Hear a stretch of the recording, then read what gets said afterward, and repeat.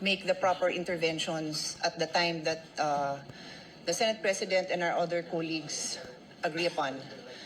But I just want to make this quick statement. Parang walang nangyari. Yan po ang statement ng ating butihing Senadora Risa Hontiveros. Siguro po para sa inyong mga wala dito.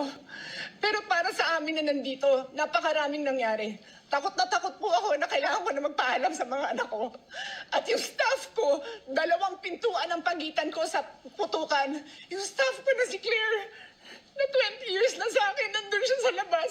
She has a 12-year-old son. Kinuwento niya sa akin late na tumatakbo siya, hindi niya alam kung saan siya pupunta.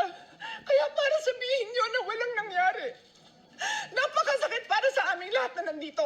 And as I said, 2 pintuan ang nagpo-protect sa akin sa putukan. Pero yung media, yung Senate staff, yung hindi naman makauwi dahil sila ang security, sila ang elevator, women and boys natin, nandoon po sila. So dear colleagues, napakarami nang nangyari. And one more thing, wala ho akong sinisisi. Pero nung pagkatapos ng lahat, pagtingin ko ng group natin, yung dating majority group, walang ni isa sa inyong nangamusta sa amin. Some of you I've known for 20 years, 10 years, and I didn't even hear any of you say, kumusta na kayo dyan? Napakasakit na sa akin. Sobrang sakit.